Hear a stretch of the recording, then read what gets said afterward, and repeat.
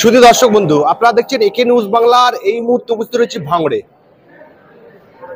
আপনারা জানেন যে ভারতবর্ষ 1947 সালে স্বাধীনতা লাভ করে।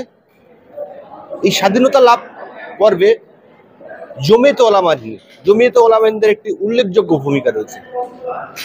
সেই জায়গায় আমরা দেখেছি যে বিশ্ব হিন্দু পরিষদ RSS দেশ স্বাধীন হওয়ার পরে তাদেরকে নিষিদ্ধ করা হয়।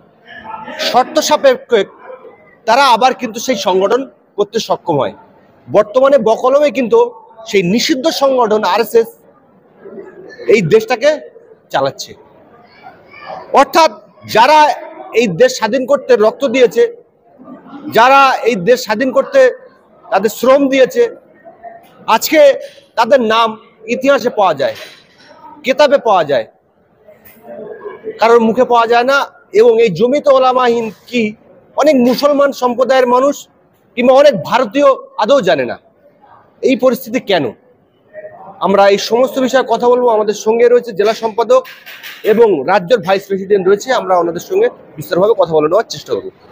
জমিয়তে ওলামাহীন একটা অরাজনৈতিক, অসাম্প্রদায়িক, জাতীয়তাবাদী, দেশের সমস্ত নাগরিকদের অধিকার অর্জনের জন্য স্বাধীনতার প্রায় 200 বছর আগে থেকে এই সংগ্রাম চালিয়ে আসছে।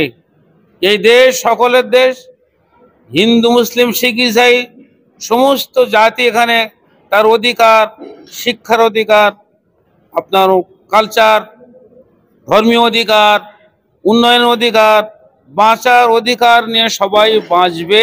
এই আন্দোলন জমিয়তে ওলামাহীনদের। সেখানে কোনো জাতীয় একতলীয় বা এক জাতীয় কোনো সংবিধান এখানে থাকবে না। সবার জাতীয়ভাবে যা যা প্রয়োজন সে অধিকারের সংবিধান তৈরি হয়েছিল এবং সংবিধান রচনাকালে জমিয়তে ওলামার এই ভূমিকায় ছিল। সেই ভূমিকার বাস্তবায়নে ডক্টর আম্বেদকর রায় এই ধর্ম নিরপেক্ষ ভারতবর্ষ গণতান্ত্রিকে পরিচালিত হবে, এই এখন চলছে একমাত্র জমিয়তে ওলামাহীনদের একটা অবদান। এদেশ হিন্দু রাষ্ট্র নয়, কোনো মুসলিম রাষ্ট্রও নয়। এদেশ ধর্ম নিরপেক্ষ, সমস্ত জাতি, সমস্ত নাগরিক, সমস্ত ভারতের সব কাস্টের মানুষ সম অধিকার নিয়ে বসবাস করবে, এটাই আমাদের সংবিধান। এই আন্দোলন চলে আসছিল দীর্ঘকাল ধরে। তারপরে আস্তে আস্তে কালের লয়ে আমাদের সামনে দাঙ্গা হাঙ্গামা, হিন্দু মুসলিম বিদ্বেষ, যেটা ইংরেজ ছড়িয়ে দিয়েছিল মানুষের মনে, হিন্দু একটা আলাদা জাতি, মুসলিম একটা আলাদা জাতি, সেই জাতীয়তাবাদকে ধ্বংস করে আমাদের জমিয়তে ওলামাহীনদের যিনি প্রাণ পুরুষ হযরত মাওলানা হুসাইন আহমদ মাদানী কওমিয়াত নামে একটা পুস্তিকা রচনা করেন। সেই পুস্তিকায় তিনি বলেছেন যে এক দেশের সব একই ইন্ডিয়ান, সে মুচি সেও ইন্ডিয়ান, যে কামার সেও ইন্ডিয়ান, যে হিন্দু সেও ইন্ডিয়ান, যে মুসলিম সেও ইন্ডিয়ান। এই অধিকার তিনি সেই সময় থেকে রচনা করে দিয়েছিলেন। আজকে ইন্ডিয়ান ছাড়া আমাদের কোনো পথ নেই। যারা অপব্যাখ্যা করছে, যারা দেশের RSS বা অন্য সংগঠন তারা ভুলের মধ্যে আছে, তারা এইভাবে দেশ চালাতে চায়, দেশ কিন্তু খণ্ড বিখণ্ড হয়ে যাবে। এই যে আমি বক্তব্য শুনছিলাম, আপনারা বিভিন্ন বক্তব্য বলছিল যে তারা সদস্য সংগ্রহ করছেন। এই সদস্য সংগ্রহ করে আসলে কাজটা কি? আপনাদের জমিয়তে ওলামাহীনের বর্তমানে আপনারা রাজনৈতিক করেন না, কোনো উল্লেখযোগ্য ভূমিকা আমি দেখিনি কোনো সময় সিদ্দিকুল্লাহ চৌধুরী ধর্মতলা মিটিং ছাড়া। তাহলে বর্তমানে আপনাদের কাজটা কি? বর্তমানে আমাদের কাজ এটা, আমরা কিং মেকার হতে চাই, কিং হতে চাই না।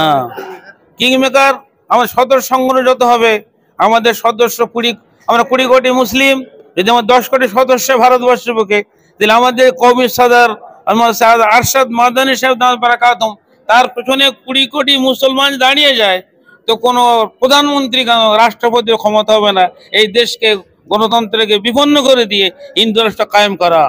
তো আমরা এর আশাবাদী, বিশ্বাসী। সদস্য যদি না থাকে এই কোনো দল এবং পার্টি অস্তিত্ব থাকে না। আজ কংগ্রেসের অস্তিত্ব নেই পশ্চিমবাংলায়। আমি আপনার কথা থেকে একটা কথা বলবো, 140-45 কোটি ভারতবর্ষবাসী, তার মধ্যে 43টা লোকসভা সিট আছে, সেই লোকসভার ভিতরে যারা বসে কথা বলে তাদের কথা রেকর্ড হয়, কিন্তু 145 কোটি মানুষ ওই লোকসভার বাইরে বললে তাদের কথা গ্রাহ্য হয় না। তাহলে আপনারা রাজনীতি করছেন না। গাছ লাগালে ফল যদি না হয় সেই গাছ রাখবেন, আপনারা রাজনীতি করবেন না, তাহলে আপনারা সদস্য সংখ্যা নিয়ে করবেনটাই। আমরা সদস্য সংগ্রহ এই জন্য করছি, পার্লামেন্টের রাজনীতি আমরা করি না, করব না।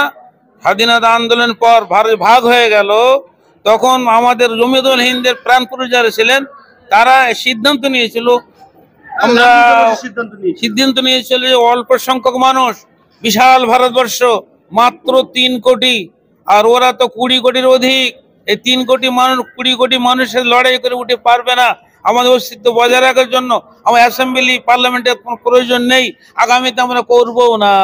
কিন্তু এই 3 কোটি মানুষ থেকে সেই এর ভিত্তি করে আজকে আমরা 20 কোটির অধিক পৌঁছে গেছি। যদি আমরা অ্যাসেম্বলিতে যেতাম, আমাদের মেরে দাঙ্গা করে, এই ভারতবর্ষে 27,000 বার দাঙ্গা হয়েছে হিন্দু মুসলিম, তার সত্ত্বেও 3 কোটি থেকে 33 কোটিতে আল্লাহ নিয়ে গেছেন। তো এর একমাত্র জমিতুল অবদান। যদি আমার পার্লামেন্টের রাজনীতি থাকতাম, আমাদের মেরে মেরে দাঙ্গা করে করে আমাদের আরো শেষ করে দিত। কিন্তু আমরা যদি গোপনে স্বাধীনতা সংগ্রামকে বজায় রাখার জন্য আমরা সদস্য সংগ্রহ করি, আমাদের 10 কোটি সদস্য আমরা করতে পারি, ইনশাল্লাহ ভারতবর্ষ কেন সারা বিশ্বে একটা রেকর্ড তৈরি হয়ে যাবে যে মুসলমানরা এক। যখন এক হয়ে যাবে, সরকার এই মুসলমানদের এই জাতীয় সদর, কওমি সদর আরশাদ মাদানির কোনো কথা ভায়োলেট করতে পারবে না।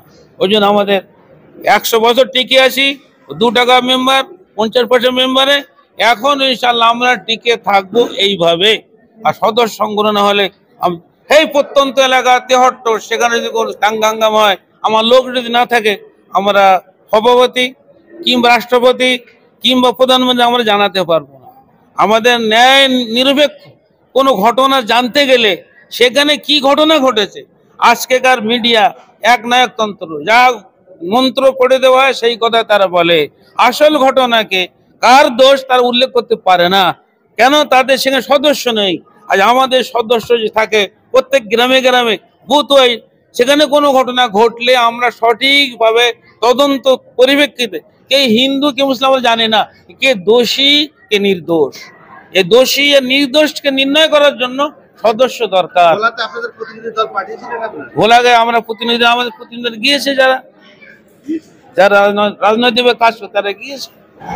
1996 সালের পরে এই পশ্চিমবাংলায়, ভারতবর্ষে যাচ্ছে না, বিজেপির আগমন ঘটে এবং পশ্চিমবাংলায় 294টা বিধানসভা সিট রয়েছে, তার মধ্যে 115 থেকে 20টা সিট সংখ্যালঘু ভোট নির্ণয় করে।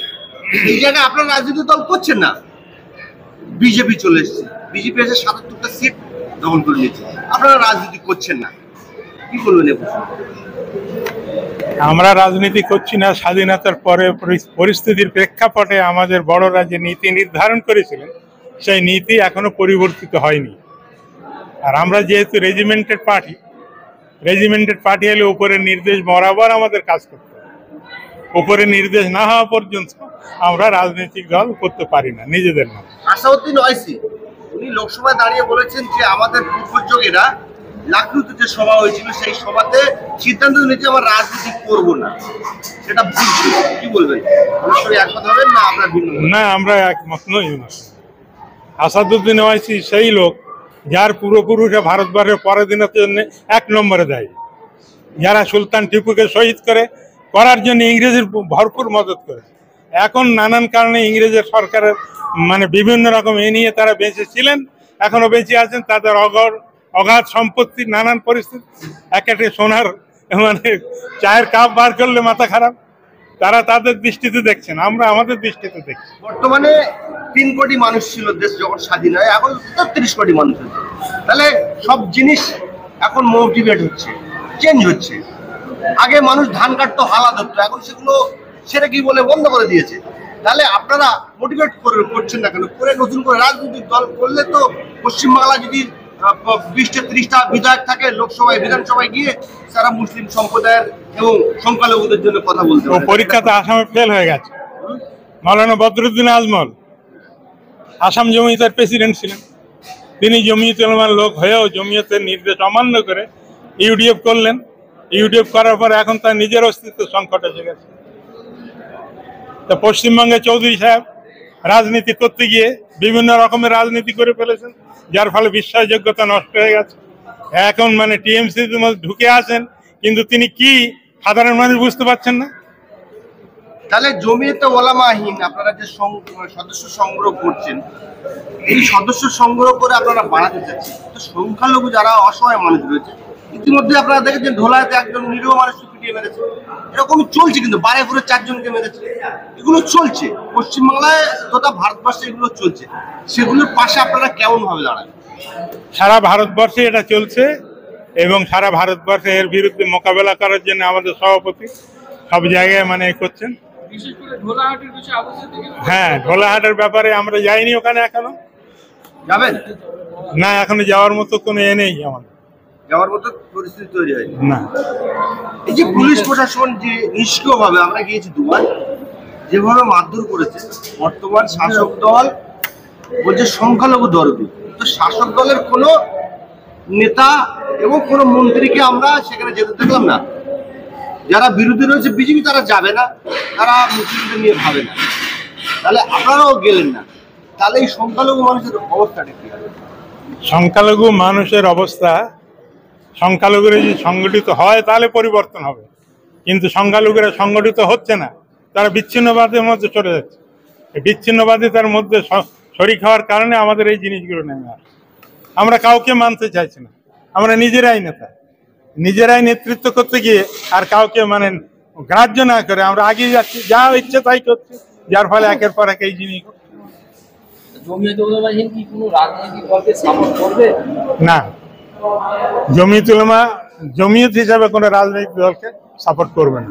ব্যক্তিগত হিসেবে প্রত্যেক জমিয়ত কর্মীর অধিকার আছে তার পছন্দ মতো অরাজনৈতিক মানে অসাম্প্রদায়িক দলকে সমর্থন করার। তিনি যদি করেন তাকে মানে জমিয়ত ভরপুর সমর্থন। আপনার কি মনে হয় সারা ভারতবর্ষের জমিয়ত যে সদস্য আগের থেকে আরো অনেকটা উন্নত হয়েছে? হ্যাঁ, উন্নত। আগামী দিনের আপনার আমাদের লক্ষ্য আগামী দিনে আমাদের সাধারণ মানুষকে সংগঠিত করে মুসলমানদের মধ্যে একটা সিস্টেম তৈরি করা। এই বুনিয়াদী সিস্টেম পাড়া থেকে মানে রাজ্য পর্যন্ত এবং মানে সেন্ট্রাল পর্যন্ত পৌঁছে যাবে। আমার কোনো অসুবিধা হলে আমি 24 ঘন্টার মধ্যে সেন্ট্রালের সঙ্গে যোগাযোগ করে তার মোকাবেলা করার চেষ্টা করব। এই জন্য আমরা এটা করছি।